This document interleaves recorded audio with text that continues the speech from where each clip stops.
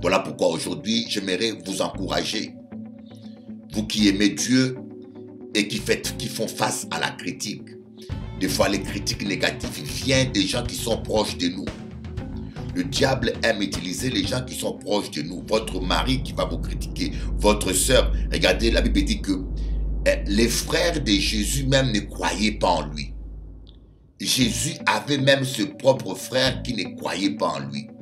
Job haït sa propre femme contre lui. Sa femme qui lui dit « Maudit Dieu et vis ».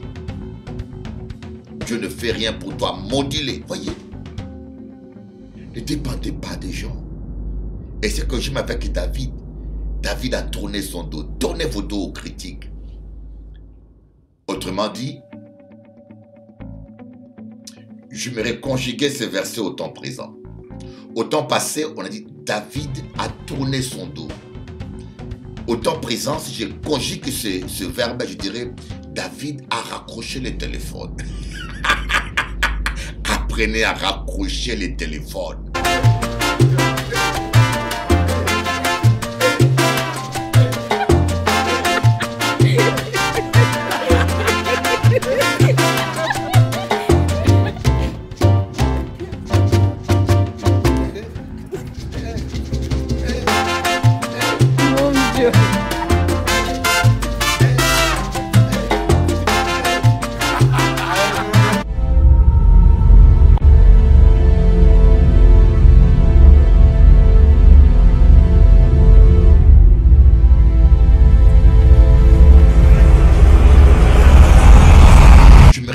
Quelque chose. J'ai toujours dit aux gens qui veulent servir Dieu, il faut signer un contrat avec Dieu. Seigneur, j'accepte qu'on parle mal de moi, j'accepte qu'on me calomnie, j'accepte qu'on me critique, je sais que je vivrai cela, mais comme je t'aime, j'accepte ça, je vais affronter ça et je ne vais pas m'en plaindre.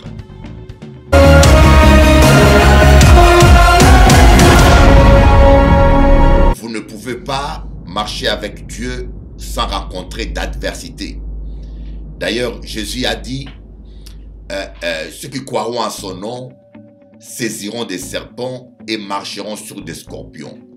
Et lorsqu'on parle des serpents, on parle de l'adversité, des forces qui vont s'opposer à vous. Et malheureusement, parmi ces serpents, des fois, il y aura des gens que vous appelez pasteurs, il y aura des gens que vous appelez amis, il y aura des gens qui seront de votre famille, il y aura des collègues de travail. Vous voyez, l'opposition a toujours existé. Et moi, je vous dirais, au contraire, je suis inquiet si vous ne rencontrez pas d'opposition.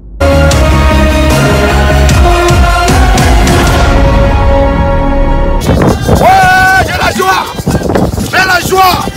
Les amis de Téléati, Orange, Free, Akadjou, nous là pour peupler le ciel, nous là pour parler de bon Dieu, que de façon que nous avons fait, parce que nous n'y la joie, parce que Jésus pas changé, parce que Jésus va venir bientôt.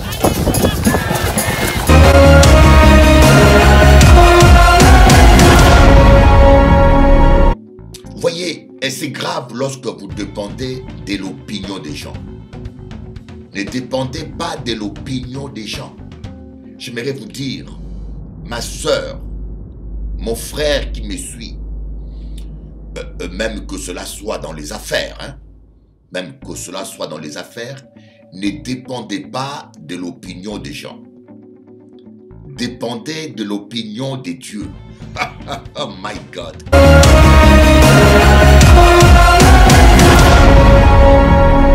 Au pays la sang, Guadeloupe c'est pour bon Dieu. À Martinique c'est pour bon Dieu. Et nous qu'à gagner Paris pour Jésus. Argentine ou ça, nous qu'à gagner Paris pour Jésus.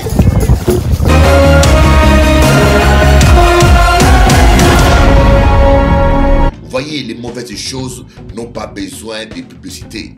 Les mauvaises choses n'ont pas besoin de payer la publicité. Ça se répand gratuitement parce que les hommes ont plaisir à dire des mauvaises choses. Mais les bonnes choses, je vous l'ai dit, ça coûte cher. Il faut payer, publicité sur YouTube, publicité sur Facebook. Il faut payer. Si vous ne payez pas, personne ne le répète.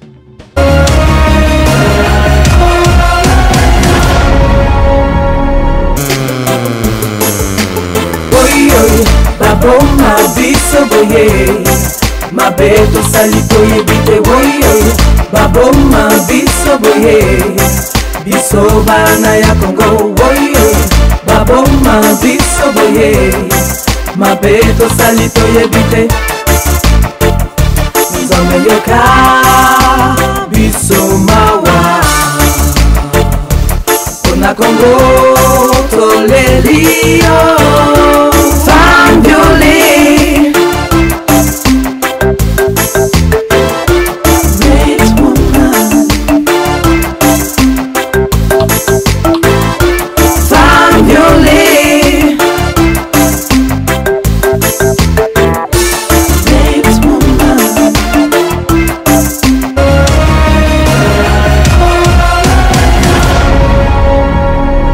Mais le vrai problème, c'est quelle attitude avons-nous face à la critique?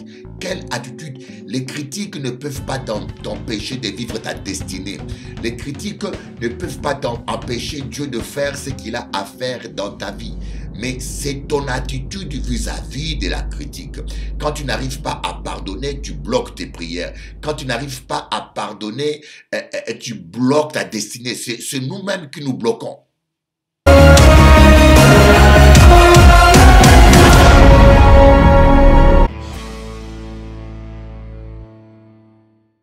Bon, nous qu'à parler, aujourd'hui là, nous qu'à partager un message là. Aujourd'hui, on va partager un message comment envoyer par WhatsApp. J'aime ce message-là.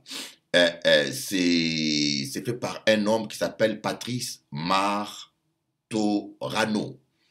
Je ne sais pas si c'est un pasteur ou un chrétien qui s'appelle Patrice Martorano, qui est du Top Chrétien.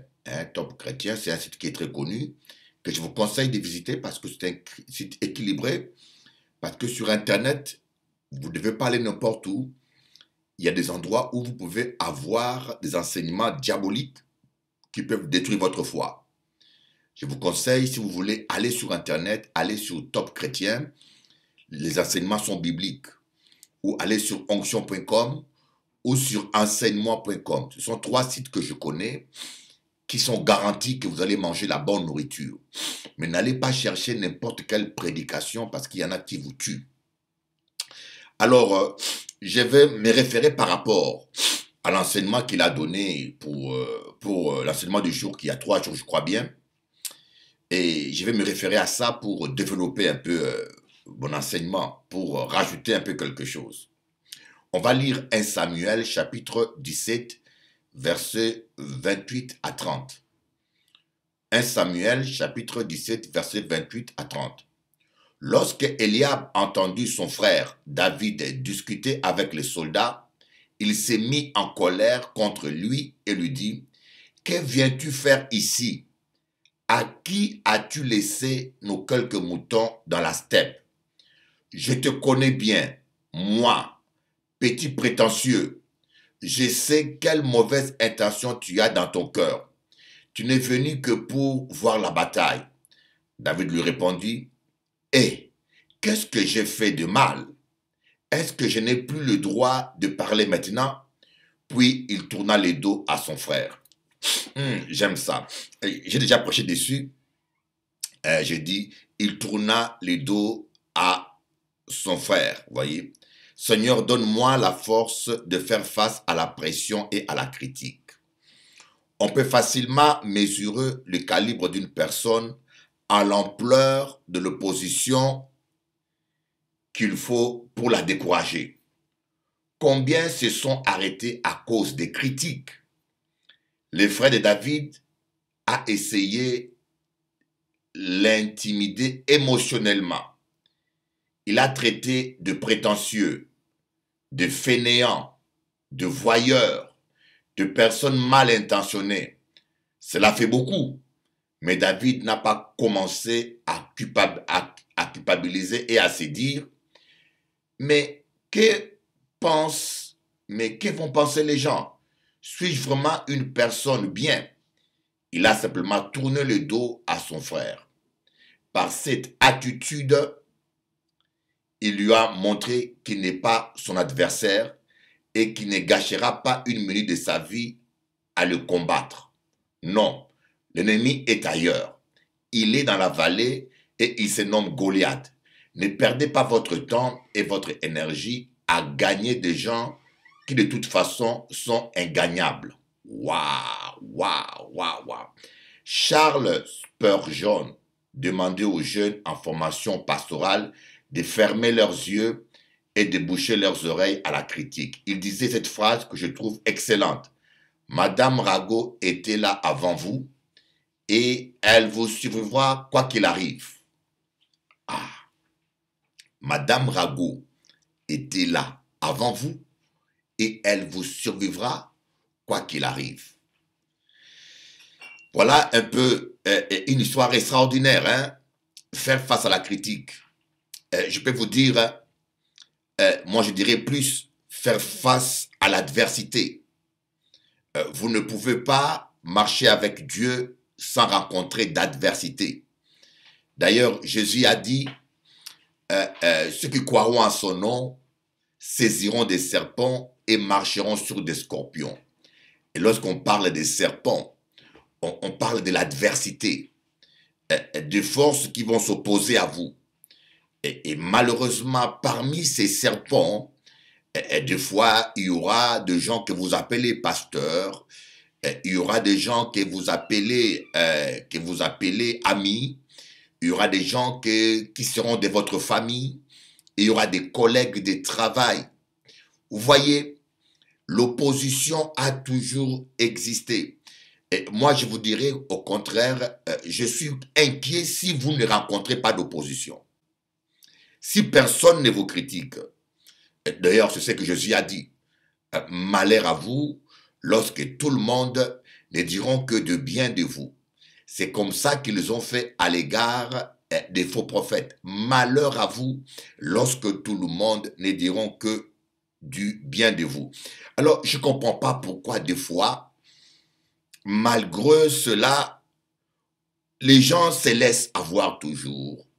Tu rencontres des chrétiens qui disent « Je suis découragé, on ne m'apprécie pas, je suis découragé, on ne m'encourage pas, je suis découragé, je quitte cette église, il n'y a pas l'amour, il n'y a pas l'amour, je quitte cette église. » Voyez, les gens qui ont vraiment l'amour, le problème c'est que tu ne trouves pas l'amour dans l'église, mais tu ne te rends pas compte qu'en toi-même il n'y a pas l'amour. Parce que les gens qui ont l'amour de Dieu se contentent d'aimer et ne cherchent pas à recevoir en retour. Les gens qui ont l'amour de Dieu se contentent d'aimer. Voyez, ils s'oublient eux-mêmes. L'amour est altruiste. Dieu nous aime. Dieu aime les pécheurs. Même quand le pécheur ne l'aime pas. Même quand le pécheur ne s'intéresse pas à lui. Mais il aime quand même. Voyez, Dieu aime les ingrats, il bénit les ingrats. Vous voyez, le problème c'est que je suis fatigué de faire du bien parce que les gens sont ingrats. Voyez, lorsque vous êtes fatigué de faire du bien parce que les gens sont ingrats, c'est que vous ne faites pas les choses par amour. Voyez, l'amour de Dieu consiste à aimer les gens malgré leur ingratitude. Je les aime, je les bénis, tout en sachant qu'ils seront ingrats. Et peu importe, l'essentiel, c'est que je veux les aider. L'essentiel, c'est que je veux être une bénédiction pour eux. Regardez David.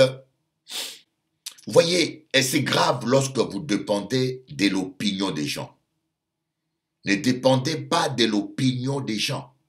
J'aimerais vous dire, ma sœur, mon frère qui me suit, même que cela soit dans les affaires, hein, même que cela soit dans les affaires, ne dépendez pas de l'opinion des gens. Dépendez de l'opinion des dieux. Oh my God, Kabarabashoto. Écoutez un peu cet enseignement. Je crois que je suis en train de prêcher quelque chose. Même quelqu'un qui n'est pas chrétien aimerait écouter ça. Voyez, j'essaye d'apporter la parole de Dieu au bénéfice de tout le monde. Parce que la Bible dit des choses qui est intéressant même pour les hommes d'affaires, qui sont intéressantes même pour les hommes d'affaires, pour le médecin, pour les ingénieurs. Dans la Bible, il y a la médecine, il y a le business, il y a les affaires, il y a l'argent, il y a la santé, il y a la médecine, il y a l'astrologie, voilà, il y a les origines de la... Il y a tout dans la Bible. Voyez donc, je vous dis, ne dépendez pas de l'opinion des gens. C'est grave. Vous devez, comme on dit, avant vous, Madame Rago existait. Après vous, Madame Rago existera toujours. Mais l'apôtre Paul dit bien dans Éphésiens chapitre 2, les hommes seront ennemis des gens de bien. Dans Éphésiens, on dit, dans le dernier temps surgiront des temps difficiles. Les gens seront méchants, cruels, méchants, rebelles à leurs parents, insensibles. Ils auront tous les défauts. Et surtout, ils seront ennemis des gens de bien. Lorsque tu fais du bien, oh, les gens vont dire, et écoutez simplement une chose, spécialement aux Antilles, en Guadeloupe ou en Martinique, j'ai une sœur qui est allée en vacances, à Martinique. Il a dit à son beau-frère, je vais aller à l'église du Bishop Eli. Son beau-frère qui est un pasteur, hein. Il ne me connaît pas, le monsieur. Il dit, qu'est-ce que tu en penses? Le monsieur dit, c'est un voleur. Oh, cet homme-là est un voleur. Je dis, mais comment quelqu'un peut se nommer un pasteur? Je lance un défi, je vous lance un défi. Si ce monsieur-là est en train de m'écouter, je me lui lancer un défi. Qu'il me cite le nom de quelqu'un que j'ai volé. Citez-moi le nom d'une seule personne que j'ai volé. Voyez? Vous dites des choses sans fondement et puis tu es un pasteur. Tu es un homme de Dieu. Tu n'as aucune preuve. Tu attends de bruit. Vous voyez, en Guadeloupe, on m'a donné l'étiquette de homme à femme. On m'avait donné l'étiquette de homme à femme. En Guadeloupe. Mais ils ne m'ont jamais eu avec une femme. Ils ne peuvent pas te donner le nom d'une femme. Cette vidéo-là, je le passe sur Télé Antilles. Je vais le passer aussi sur Canal 10. Je lance un défi. Si quelqu'un peut me donner le nom d'une sœur qui est ma maîtresse, ou avec qui je suis sorti, ou le nom d'une personne à qui j'ai soutiré de l'argent, je lance un défi. Ils ne peuvent pas.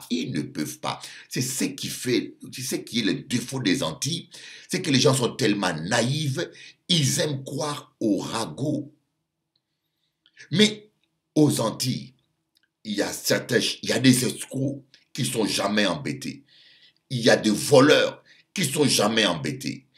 Et des marabouts et des voyants qui escroquent les gens. Ils ne sont jamais embêtés. On ne parlait pas du mal d'eux.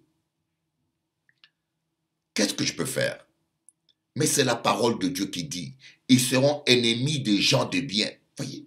Moi, je prêche l'amour. Je prie pour les gens gratuitement. J'encourage les gens. Vous voyez ce que je prêche là? J'encourage les découragés. Je présente aux gens Jésus. Mais c'est moi qu'ils vont combattre. C'est moi qu'ils vont combattre. C'est moi qu'ils vont salir. C'est moi qui... Et ils se disent chrétiens. Hein? Ils se disent chrétiens. Mais les gens qui font le mal, ils ne les embêtent pas. Les voyants, les marabouts, les sorciers passent à la télévision en Guadeloupe ou en Martinique. Ils font leurs affaires en direct. Personne ne les appelle pour les embêter. Personne ne les appelle pour les contredire. On les laisse tranquilles. Mais je vous dis, si un homme de Dieu passe, spécialement en Guadeloupe, il prêche la parole, il prend les appels, vous allez voir comment ils vont le massacrer. Oui.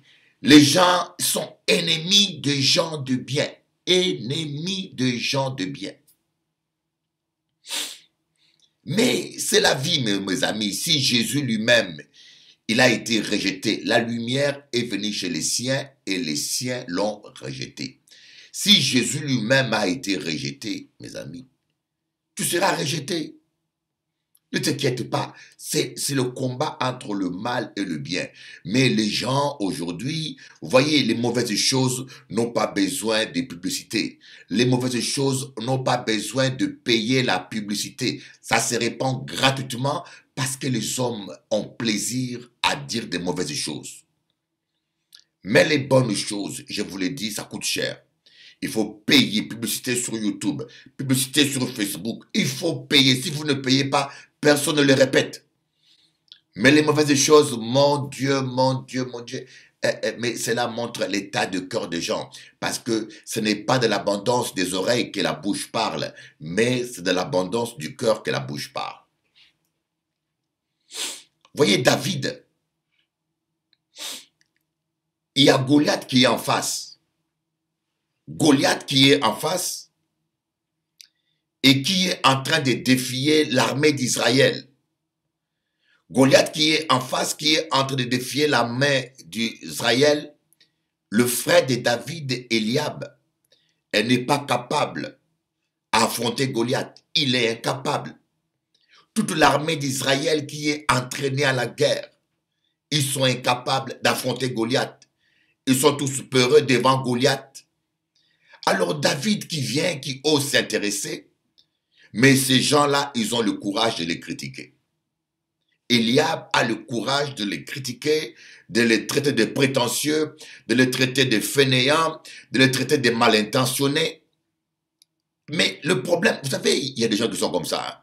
Ils ne font rien, mais ils savent seulement critiquer. Comme je dis, critiquer c'est très facile. Mes amis, dans ce monde, il y a deux types de personnes. Ceux qui critiquent et ceux qui osent. Écoute bien, je dis, dans ce monde, il y a deux types de personnes. Ceux qui critiquent et ceux qui osent. Moi, je suis de ceux qui osent. Je ose avancer, je ose prêcher. Il faut oser. Quitter le rang des critiqueurs. Critiquer, c'est trop facile. Critiquer, c'est trop facile. Détruire, c'est plus facile que de construire. Pour casser une maison, c'est très facile. Tu prends un marteau, même un fou peut casser une maison. Mais pour construire, il faut un plan. Il faut poser les choses. Il faut respecter les angles. Il faut respecter les choses. Ça demande de l'intelligence, de la patience. Mes amis, voilà pourquoi aujourd'hui, j'aimerais vous encourager. Vous qui aimez Dieu et qui font face à la critique. Des fois, les critiques négatives viennent des gens qui sont proches de nous. Le diable aime utiliser les gens qui sont proches de nous. Votre mari qui va vous critiquer, votre sœur. Regardez, la Bible dit que les frères de Jésus même ne croyaient pas en lui. Jésus avait même ses propres frères qui ne croyaient pas en lui. Job haït sa propre femme contre lui. Sa femme qui lui dit, maudit Dieu et vis. Dieu ne fait rien pour toi, maudis-les. Voyez, ne dépendez pas des gens. Et c'est que j'aime avec David. David a tourné son dos. Tournez vos dos aux critiques. Autrement dit, j'aimerais conjuguer ce verset au temps présent. Au temps passé, on a dit David a tourné son dos. Au temps présent, si je conjugue ce verbe, je dirais David a raccroché le téléphone. Apprenez à raccrocher les téléphones. Lorsque quelqu'un vous appelle, vous dit des choses qui ne sont pas intéressantes, apprenez à raccrocher les téléphones, mes amis. Apprenez à raccrocher les téléphones. C'est un réflexe qui est utile. Deux fois, j'ai une sœur qui m'a dit, un tel a dit qu'un tel a dit. J'ai dit, mais écoutez bien. Dans les ragots, ceux qui font plus de mal, c'est les gens qui rapportent. Dans les ragots, ceux qui font plus le mal, c'est les gens qui rapportent. Vous voyez, on peut parler mal de moi et si on ne me le rapporte pas, je m'appelle. On peut me calomnier, m'insulter, dire n'importe quoi sur moi. Tant qu'on ne me le rapporte pas, je m'appelle. Et toute arme forgée contre moi est sans effet. Donc le fait que les gens parlent mal de toi, le fait que les gens te critiquent, si tu es un enfant de Dieu, ça n'a aucune conséquence. toute arme forgée contre toi sera sans effet. Tout ragot, tout complot forgé contre toi sera sans effet. Mais par contre, ceux qui te font plus de mal, c'est des gens que tu prennes pour des amis qui viennent te rapporter les critiques. Parce que ceux qui rapportent, ils disent, ah, un tel a dit ça sur toi, un tel a dit ça, ils les rapportent. Et c'est là où tu es blessé. C'est ça qui te blesse. Et c'est ça qui te blesse. Et quand tu n'arrives pas à pardonner, il y aura des conséquences, il y aura des effets. Donc, la médisance, c'est les critiques et les calomnies parfois. Bibliquement, ça n'a pas d'effet contre un vrai enfant de Dieu. Voilà pourquoi vous devez raccrocher les téléphones et vous séparer de toutes les personnes qui rapportent. Le rapporteur divise les amis. Amen. Les rapporteurs, moi je ne fréquente pas les gens qui rapportent, je n'ai pas autour de moi des gens qui rapportent et depuis lors je sais, je suis en paix. Voyez, il y a toujours quelqu'un qui parlera mal de toi, ne pense pas, il y a toujours quelqu'un qui parlera mal de toi sauf que tu ne le sais pas toujours. Et on ne peut pas changer le monde. Voyez, on ne peut pas changer le monde. La Bible a dit que les gens seront médisants, calomniateurs, méchants. Tu ne pourras pas le changer. Il faut vivre avec. C'est comme les vagues. Hein. Quand vous allez à la mer, le surfeur n'arrête pas les vagues, mais utilise les vagues pour surfer. Dieu va utiliser les critiques et la calomnie, la médisance et les rumeurs pour faire votre publicité. Les gens qui parlent mal de vous ne font que la publicité pour vous. Vous serez plus connu encore parce que les gens vont parler mal de vous. Remerciez Dieu pour la critique. Ne vous arrêtez pas. Voyez, moi j'ai vu des gens s'arrêter. Ah, je suis découragé d'aller à l'église parce que les gens m'ont critiqué. Ah, je suis découragé de faire... Mais il y a des chrétiens qui ne mûrissent pas, qui ne grandissent pas et qui ne grandiront jamais. Ils veulent connaître la Bible, ils veulent devenir pasteurs, ils veulent servir Dieu, mais ils ne veulent pas accepter la critique, la médisance et la calomnie. Si vous ne voulez pas qu'on parle mal de vous, si vous ne voulez pas affronter la critique, ne servez pas Dieu, ça ne vaut pas la peine. J'aimerais vous dire quelque chose. J'ai toujours dit aux gens qui veulent servir Dieu, il faut signer un contrat avec Dieu. Seigneur, j'accepte qu'on parle mal de moi, j'accepte qu'on me calomnie, j'accepte qu'on me critique. Je sais que je vivrai cela, mais comme je t'aime, j'accepte ça, je vais affronter ça et je ne vais pas m'en plaindre. Mais je peux vous dire, j'ai beau dire ça, je suis fatigué de voir le nombre de chrétiens qui se plaignent toujours, de se plaindre toujours. Les gens prétendent être apôtres, les gens prétendent... Mais vous savez, quand vous dites que vous êtes pasteur, vous êtes évangéliste, vous êtes apôtre, mais vous devez avoir la maturité pour cela. Quelqu'un qui se dit apôtre et qui se plaint qu'on les critique, c'est qu'il n'est pas mature pour servir Dieu. Toute personne qui se dit serviteur de Dieu doit accepter la critique et la calomnie. Et surtout, les gens pensent que servir Dieu, le plus dur c'est de prêcher. Mais non, prêcher, tout le monde peut prêcher. Prêcher comme je prêche là, tout le monde peut le faire. C'est pas ça le plus dur. Le plus dur c'est maîtriser sa quiquette. Hein? Maîtriser sa quiquette. Quand tu vois une belle femme devant toi que le diable envoie pour faire te tomber, quand le diable va prendre sa plus belle fille, le met en mini-jupe et elle balance son corps devant toi et que tu fermes ta quiquette, tu dis écoutez, Lazare, tu dors et tu ne bouges pas, là tu es dit de servir Dieu. C'est ça le plus dur. Prêcher, c'est pas dur. Le plus dur, c'est de rester fidèle. Le plus dur, c'est d'accepter les critiques. Quand les gens viendront vous critiquer, quand les gens viendront vous calomnier, ne pas les haïr, ne pas sortir de l'amour, rester comme un crocodile dans l'eau, rester dans l'amour sans sortir de l'eau. Voyez, lorsque le crocodile sort de l'eau, il est à la merci, il n'est plus assez agile.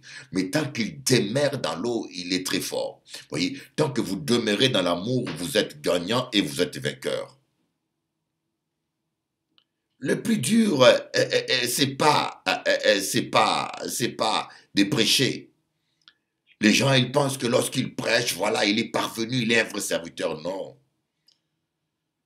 Un vrai serviteur, on le voit lorsque il est devant le péché. Devant comme Samson, vous voyez, Samson était fort. Il pouvait soulever des portes, mais devant Dalila, il a baissé la garde. Ne vous plaignez plus de critiques.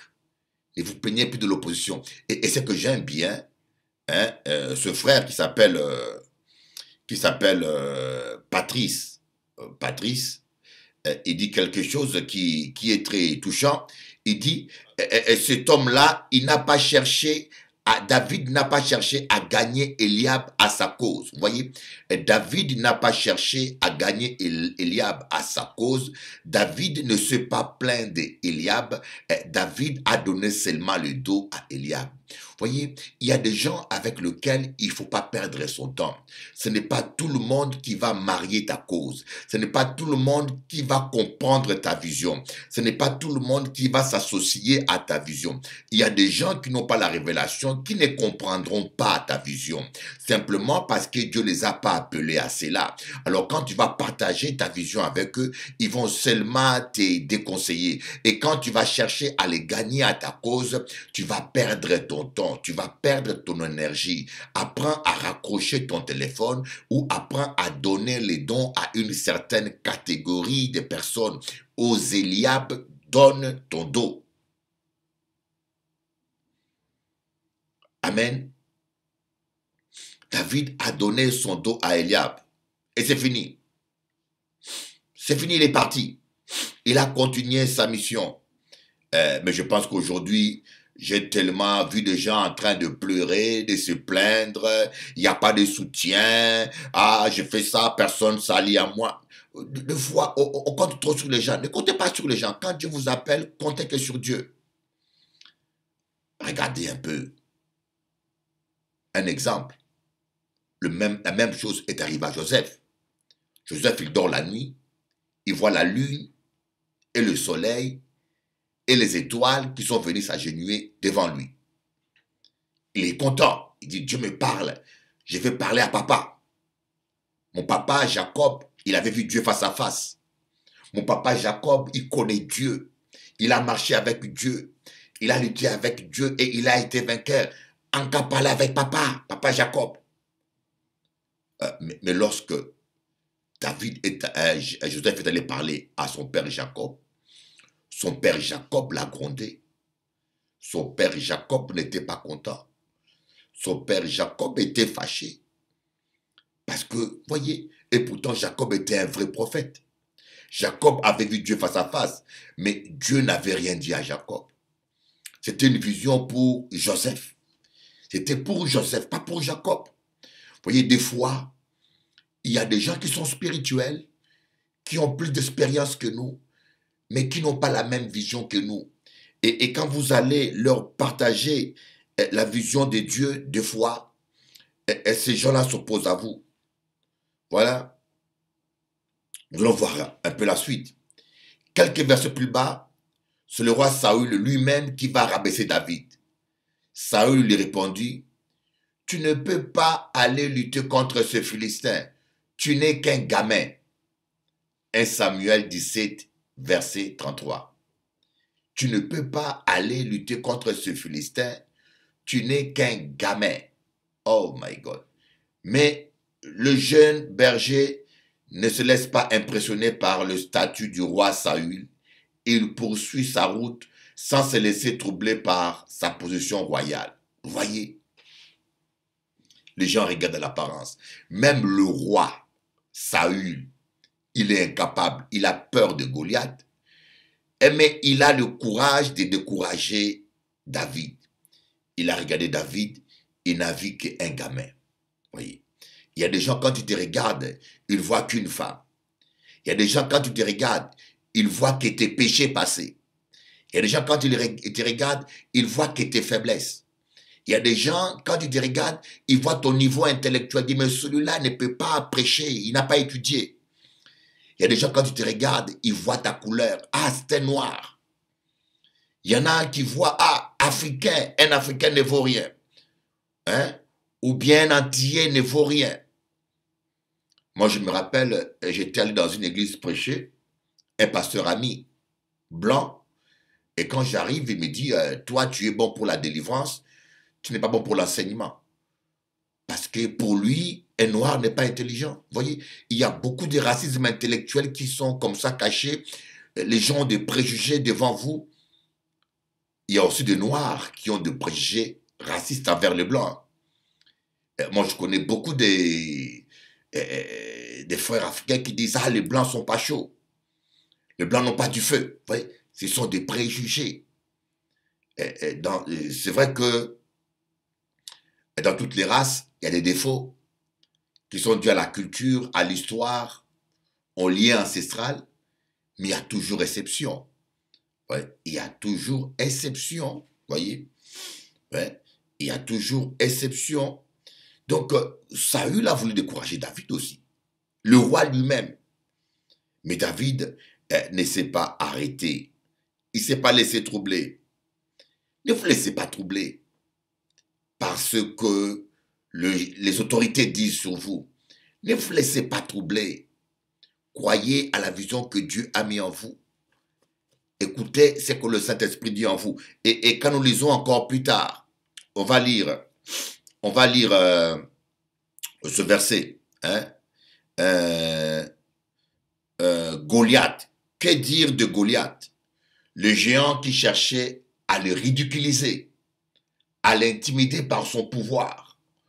Goliath l'examina et lorsqu'il le vit devant lui, il le regarda avec mépris. 1 Samuel 17, 42. Goliath a regardé David avec mépris, dit, mais tu vaux quoi? Ceux qui critiquaient David disaient, ce n'est pas ta place, tu es trop jeune, tu es rempli d'orgueil, tu n'as pas d'expérience. Ce fut très dur pour David parce que la critique fusait de partout. Elle venait de gens respectables qui remettaient en question ses motivations et ses capacités. Néanmoins, rappelez-vous ceci, quiconque n'a pas tué de géant vous dira que c'est impossible. Voilà une prière pour aujourd'hui. Seigneur, donne-moi la force de faire face à la pression et à la critique. Aide-moi à avancer avec ta force. Voyez.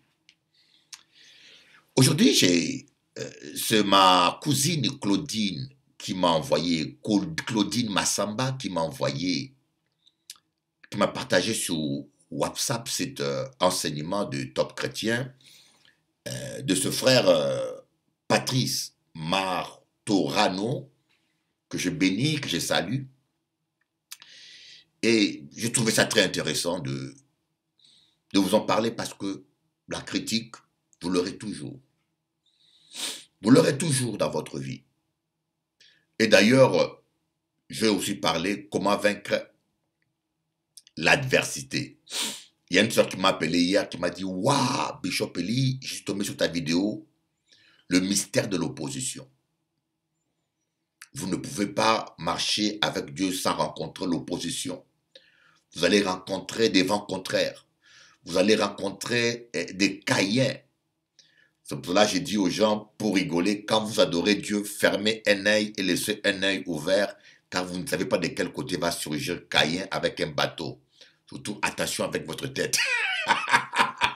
Nos églises sont remplies de Caïens, de Judas. Et parfois, certaines personnes ne sont pas obligatoirement méchants. Ils s'opposent à vous parce qu'ils ne croient pas à votre vision. Ils s'opposent à vous parce qu'ils croient que vous faites une erreur. Ils s'opposent à vous parce qu'ils croient qu'ils vous sauvent ou ils vous aident. Ils s'opposent à vous sincèrement, sans méchanceté. Et certains même parleront du mal de vous. Moi, j'ai rencontré beaucoup de gens aux Antilles, j'ai fait 24 ans là-bas. Il y a des gens qui sont gentils. Ne pensez pas que tous les gens qui font des craquants sont méchants. Il y en a qui sont gentils, mais ils sont naïfs. Ils répètent des choses sans preuve. Parce que culturellement, dans les îles, la tradition orale est très répandue. Dans les îles, les gens parlent beaucoup. dans les îles, que vous allez en Guadeloupe, à Martinique, à Saint-Martin, que vous allez à la Nouvelle-Calédonie, que vous allez à l'île de la Réunion. Moi, j'étais à l'île de la Réunion, c'est pareil. À l'île de la Réunion, je suis allé prêcher là-bas et je fais des réunions extraordinaires. Et quand je reviens ici, un jour, je me réveille, je vois 2 messages. 2 sœurs réunionnaises viennent passer leurs vacances ici, à Paris, et ils me disent de les recevoir. La Bible dit d'exercer l'hospitalité. Comme elles sont 2, je me suis dit, c'est mieux. Elles sont venues toutes les 2 passer leurs vacances ici, chez moi. Mais je vous dis, là-bas, à Tampan, les bruits sont répandus dans toute l'île. Comme quoi, je trafique avec 2 sœurs ici à Paris. Ils en sont convaincus. Et vous savez, les gens pensent toujours que vous êtes comme eux. Les gens pensent toujours que vous êtes comme eux. S'ils sont vicieux, ils vont vous soupçonner de vices. S'ils sont voleurs, ils vont vous soupçonner de vol. S'ils sont impudiques, ils vont vous soupçonner. C'est vrai qu'il y a des gens qui ne craignent pas Dieu et qui font que ça. Mais ce n'est pas tout le monde. Désolé, il y a encore de vrais hommes de Dieu. Il y a encore de vrais hommes de Dieu qui craignent Dieu. Il y a encore de saints hommes de Dieu sur terre.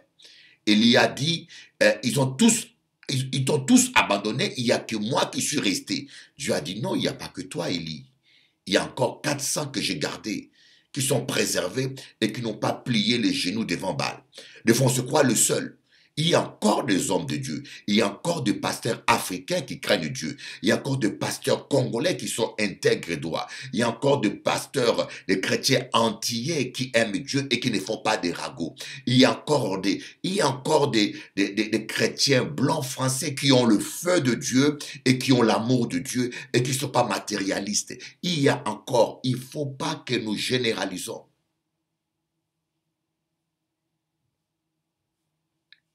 L'opposition, c'est inévitable. Et des fois, vous allez les rencontrer dans votre famille. Jésus dit que il suffit au maître il suffit au disciple d'être traité comme son esclave, comme son maître, voilà. Il suffit au disciple d'être traité comme son maître. Mais Jésus, on l'a insulté, on l'a craché dessus, on l'a humilié, on ne l'a pas reconnu, on l'a déshabillé, on l'a crucifié à demi-nu à la croix. Et pourtant, il a nourri des gens.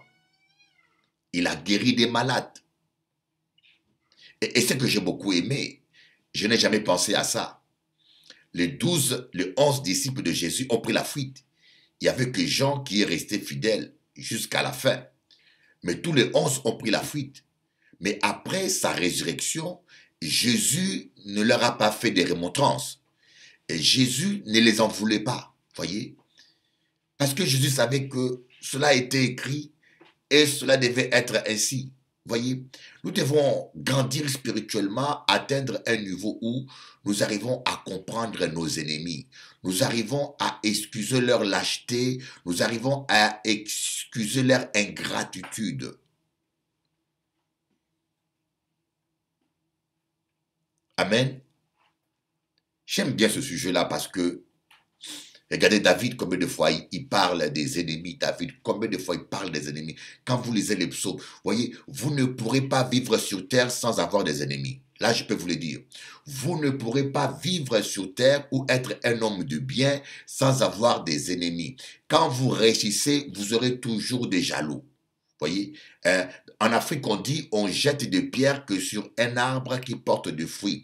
Si les gens parlent de vous, c'est parce que vous êtes connu, c'est parce que vous êtes intéressant. Les gens qui ne valent rien, on ne parle pas d'eux. Mais le vrai problème, c'est quelle attitude avons-nous face à la critique? Quelle attitude? Les critiques ne peuvent pas t'empêcher de vivre ta destinée. Les critiques ne peuvent pas empêcher Dieu de faire ce qu'il a à faire dans ta vie. Mais c'est ton attitude vis-à-vis de la critique. Quand tu n'arrives pas à pardonner, tu bloques tes prières. Quand tu n'arrives pas à pardonner, tu bloques ta destinée. C'est nous-mêmes qui nous bloquons. Et parfois, lorsque nous croyons aux critiques,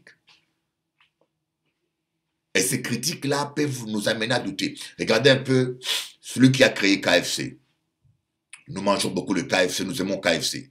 Mais le monsieur qui a créé le KFC, on l'avait licencié parce qu'il était mauvais cuisinier. Il était à 60 ans, je crois bien. Il n'avait rien fait de sa vie. Il voulait se suicider parce qu'il pensait que sa vie était un échec. Et ce monsieur a créé sa recette de poulet KFC. Plus de 1000 restaurants ont refusé ça. Nous mangeons KFC aujourd'hui et KFC aujourd'hui est le deuxième restaurant le plus grand au monde. Mais nous oublions que cet homme-là qui a créé cette recette KFC, il a reçu plus de 1000 refus. Les gens ont dit c'est pas bon, ça marchera pas. Qu'est-ce que c'est que ça comme cuisine? Ben, les gens ont, le gars, je ne sais pas si vous pouvez comprendre, 1000 refus. 1000 personnes qui te refusent. Voyez.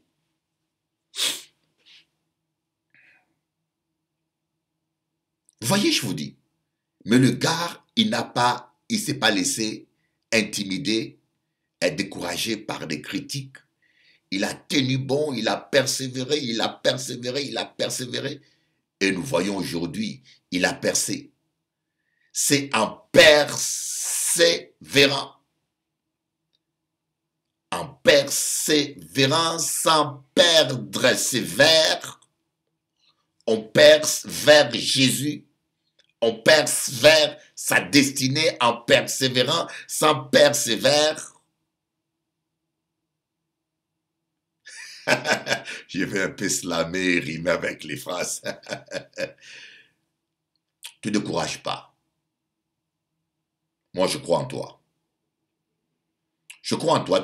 Yoka dit, mais il croit en moi. Est-ce qu'il me connaît? Je ne te connais pas. Mais je sais que tu es créé à l'image de Dieu et que tu as une grande destinée.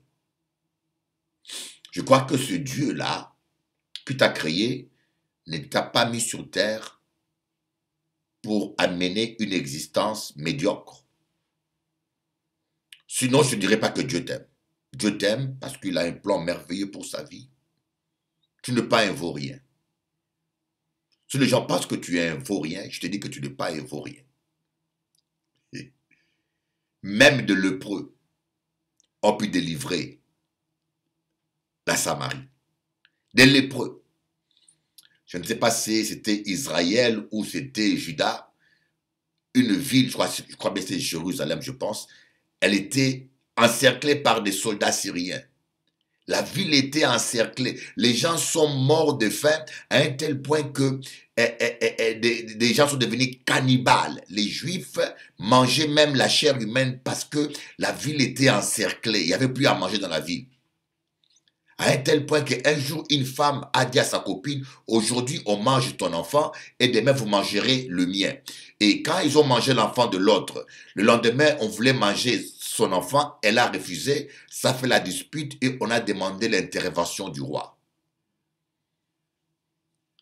Mais dans cette situation chaotique, il y avait 2 lépreux qui étaient en dehors de la ville et qui ont dit, écoutez, si on rentre dans la ville, on nous tue. On est des lépreux. Si on reste ici, nous mourrons de faim. Et si on va demander à manger à nos ennemis, ils vont nous tuer. Ça revient au même. Vaut mieux tenter la chance d'aller vers nos ennemis. Peut-être ils nous donneront à manger. Des lépreux, des gens qu'on a jetés, qu'on méprise. Les lépreux se sont levés. Ils ont commencé à marcher vers les camps syriens. Et le Saint-Esprit a amplifié les pas de ces lépreux. Eux marchaient pas. Mais le Saint-Esprit a amplifié les pas de ces lépreux. L'armée syrienne entendait une armée qui venait alors que c'était 2 lépreux qui venaient. Donc le Saint-Esprit a utilisé les pas de ces lépreux. L'armée syrienne a pris la fuite. Une panique venant de Dieu est entrée dans cette armée. Ils ont pris la fuite et Israël a été délivré parce que 2 lépreux ont osé avancer. Ose avancer. Peu importe ce que les gens disent de toi, que tu sois illettré, peu importe les défauts que les gens voient de toi, peu importe, vous savez, des fois, vous avez commis des erreurs, des péchés, mais malheureusement, nous avons des gens qui se croient plus saints que Dieu et qui passent leur temps à vous rappeler votre passé, Ah, un tel a fait ceci, un tel a fait ceci, un tel a fait ceci, un tel a fait ceci, un tel a fait... Mais ils oublient eux-mêmes ce qu'eux, ils avaient fait. Peu importe votre passé, Dieu vous a pardonné et Dieu a oublié. Les hommes peut-être n'oublieront pas. Ils vont vous rappeler, tu n'es pas capable, tu avais fait un avortement, tu n'es pas capable, tu es un divorcé, tu n'es pas capable, tu es une femme qui a fait ceci, tu n'es pas capable. Mais quand Dieu pardonne, il oublie. Supposons que vous aviez divorcé et vous êtes repenti de ce divorce. Quand Dieu pardonne, il oublie. Et quand Dieu te voit, il ne te voit plus comme un divorcé. Quand Dieu pardonne, il oublie. Il y a des versets, des fois qu'on utilise à tort et à travers pour empêcher aux gens de refaire leur vie. Le divorce est un péché comme tout autre. Le divorce, c'est comme l'adultère. Le divorce, c'est comme le mensonge. Et c'est un péché comme tout autre. Et quand Dieu le pardonne, il oublie. Et il te donne une chance de refaire ta vie. Mais malheureusement, on utilise des versets en dehors du contexte. Quand Jésus-Christ s'est dit, quiconque répudie sa femme pour n'importe quelle raison et épouse une autre, les fait commettre l'adultère. Là, Jésus-Christ parle dans la logique de la loi. Il dit, selon la loi, d'après la logique de la loi, quiconque répudie sa femme et pour n'importe quelle raison et en épouse une autre, le fait commettre l'adultère. C'est la raison pour laquelle, malgré cette logique-là, Dieu a permis aux hommes de répudier leur femme pour n'importe quelle raison à cause de la dureté de leur cœur. Comme Dieu ne peut pas nous demander, nous imposer quelque chose qui dépasse notre force, Dieu ne permettra pas qu'on soit tenté au-delà de notre force. Dieu savait que l'homme sans le Saint-Esprit n'aura pas la force de pardonner certaines choses. À cause de cela, il a fait exception, il a permis que des hommes répudient leurs femmes. Mais d'après la logique de la loi, quiconque répudie sa femme pour n'importe... Là, il parlait dans la logique de la loi.